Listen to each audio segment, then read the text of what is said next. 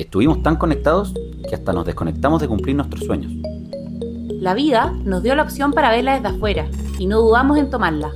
Los deberes, los hábitos y la rutina, ahora los mezclamos con la ruta. ¿Y tú? ¿Vives o sobrevives? Nosotros nos arrancamos un rato. La semana pasada aprendimos que el viaje tenía que ser a la velocidad que la Jesús pudiera, sin exigirnos de más. Si se sentía mal, parábamos, chao. Pero no basta solo con decirlo, también hay que hacerlo. Y eso a mi comadre Rente le cuesta un poco. Eso sí, para ser justo, hay que decir que cuando a la Jesús se le ocurre algo, no acepta un no como respuesta. Es increíble la fuerza que tiene y a mí me motiva mucho ver cómo logra las cosas que se propone. El capítulo de hoy día se trata de la rutina y es algo que a nosotros nos costó bastante, porque pasamos de una vida súper estructurada a una en constante movimiento y con roles muy distintos. Siempre hemos escuchado que cuando algo no anda bien en la vida es súper importante hacer una pausa y mirar qué es lo que te está haciendo ruido, pero pocas personas se atreven a hacerlo. ¿Cuántas veces dije, el lunes parto, o voy a comer menos pan, o voy a dejar de fumar, etcétera, etcétera, etcétera? Eso era exactamente lo que queríamos, pero cambiar en serio. Ya, pero vamos al viaje mejor. Así les puedo explicar bien esto que nos ha estado dando tantas vueltas. Salimos de Tucumán hacia la montaña. La primera parte era un poco seca, como de harto pastizal bajo. El clima no acompañaba mucho, la verdad. Pero igual íbamos bien felices mirando por la ventana para afuera. Pero de un minuto para otro, la vegetación empezó a cambiar y se empezó a venir cada vez más verde y el camino cada vez más lleno de curvas. De repente, justo al frente de nosotros, apareció la famosa estatua del indio.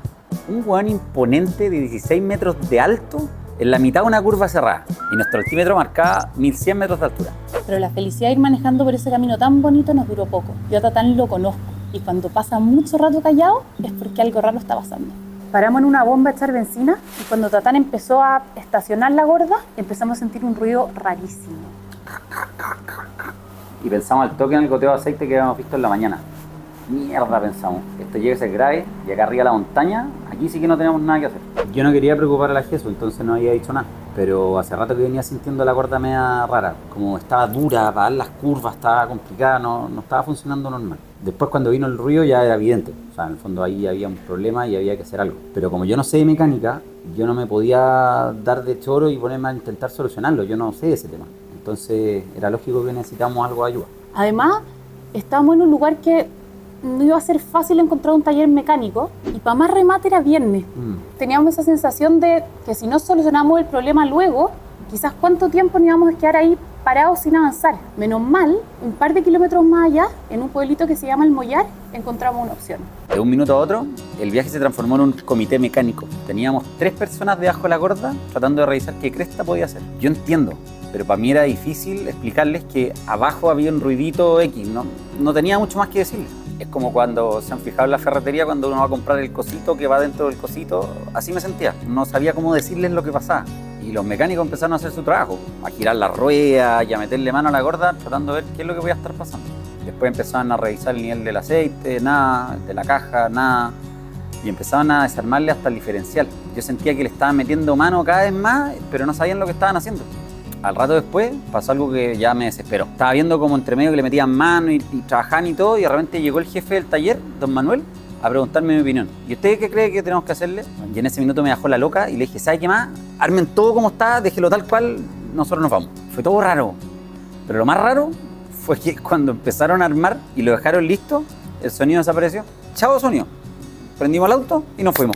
Cuando les decimos que teníamos que aprender a definir nuestro nuevo rol en esta rutina, aquí sí que tengo un buen ejemplo.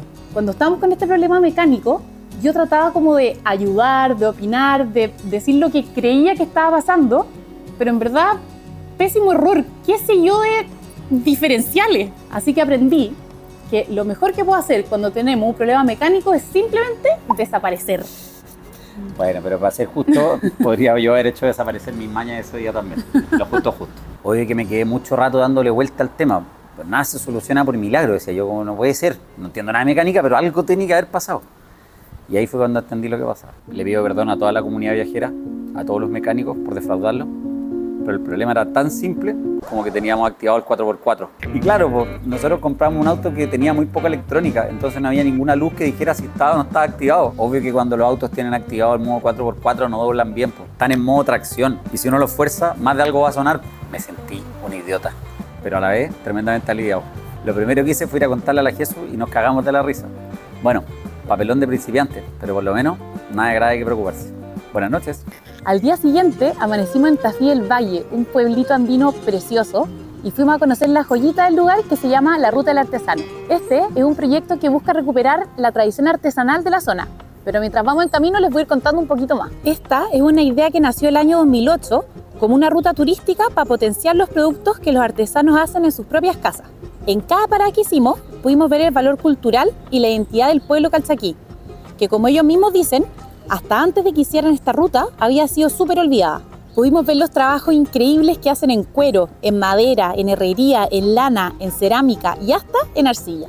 Nuestro plan, como siempre, era conocer todas las casas, pero hubo una que nos hizo cambiar totalmente los planes. La casa de Don Rosendo.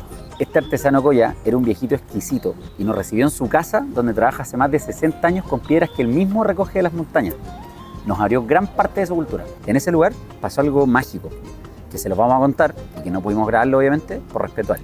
No sabemos por qué, pero tuvimos una conexión muy especial con Don Rosendo y nos hizo vivir una experiencia que nunca nos imaginamos, ¿no? No. Esta piedra, en la creencia antigua, dice que ellas tienen un poder espiritual, natural. Y también nos hizo darnos cuenta de algo que es muy importante. Cuando uno se casa, generalmente lo hace frente a la ley o en algunos casos como nosotros frente a la religión. Y frente a mi suegra, frente a tu suegra, frente a muchas personas. Nos hizo darnos cuenta que la vida en pareja se vive aquí, en la tierra. Entonces, en una ceremonia muy chiquitita, muy linda y en su lenguaje natal, nos casó de nuevo, pero frente a la energía y a la fuerza que es la más importante para ellos, la Pachamama. Fue muy potente. Para mí, lejos el momento más emocionante fue cuando él pidió que te mejoraras para que así pudiésemos tener hijos sanitos. Fue muy lindo. Quisimos entregarnos con toda esta creencia. Al final, estamos todo el día entregándonos a terapia hecha por el hombre. Pero ¿por qué no confiar en la tierra donde uno vive?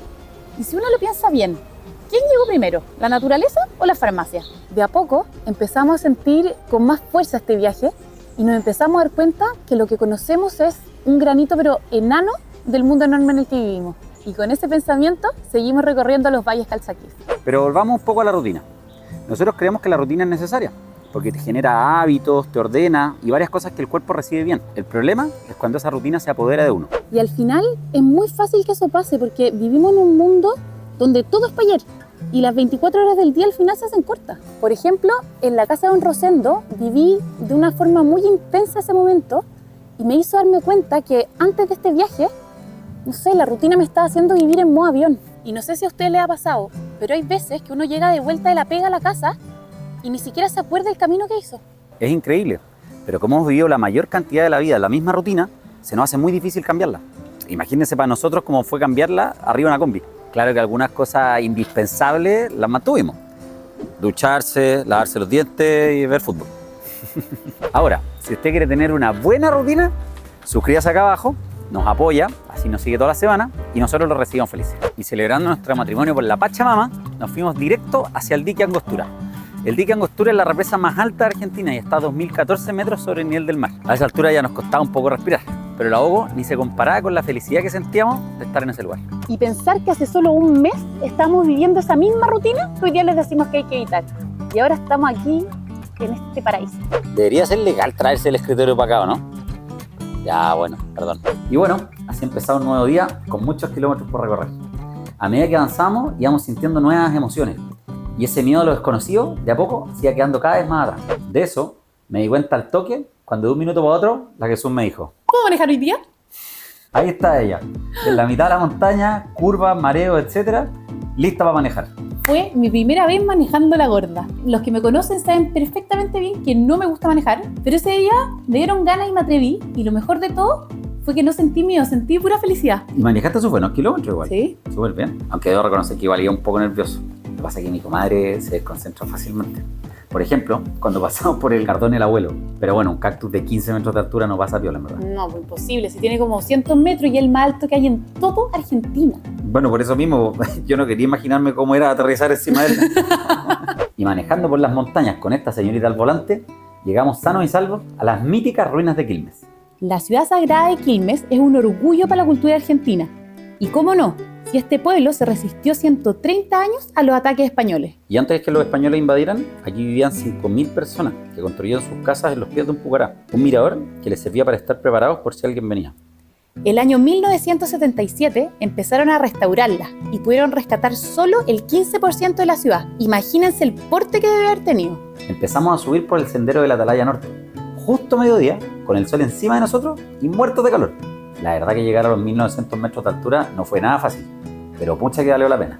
Es verdad que sí. Y era increíble ver cómo a medida que vamos subiendo, todas las construcciones que antes eran enormes, ahora se veían enanas. Pero parece que dejamos demasiado de lado la rutina, porque para ese manso trekking se nos olvidó llevar agua. En verdad esas ruinas me dejaron hechas ruinas. Yo veo que yo siempre quise conocer ese lugar, pero una cosa es querer conocerlo y otra cosa es hacer un trekking a 2000 metros de altura y sin agua. La verdad es que yo no iba a preparar para eso. Pero lo lograste con todo, crack. Sí, pero yo insoportable mal genio. Yo no sé cómo te da para huevear en esos momentos. Bueno, porque si vamos a sufrir, por lo menos pasémoslo bien, pues, ¿no? Aparte la vuelta era pura bajadita, así que nos fuimos volando para abajo. Antes de irnos, queremos dejarles una idea instalada, o de regalo. Esos primeros días de viaje para nosotros no fueron precisamente fáciles. Nos sentíamos como en rodaje. Teníamos que tomar decisiones todo el tiempo, desde las más chicas hasta las más importantes, y ponerse de acuerdo no siempre es tan simple. Es verdad, pero pucha que rica la sensación de tomar ese tipo de decisiones que te hacen bien, aunque cuesten. Salir del modo avión no es fácil, pero tiene una recompensa enorme, que ni siquiera nosotros nos damos cuenta 100% todavía lo grande que es. Ojalá que estas reflexiones que hemos hablado durante este capítulo les sirvan, y si sienten que están viviendo en ese modo automático, puedan generar cambios. Se los decimos de todo corazón. Y con esto nos despedimos. Por delante se nos viene un imperdible del norte argentino, la Quebrada de las Flechas y nuestra primera experiencia en la Ruta 40. Y una cosa importante, si tienen información de esa ruta, déjenla abajo en los comentarios. Todavía nos queda toda la parte sur por conocer, así que feliz de recorrer sus imperdibles. Hasta la próxima.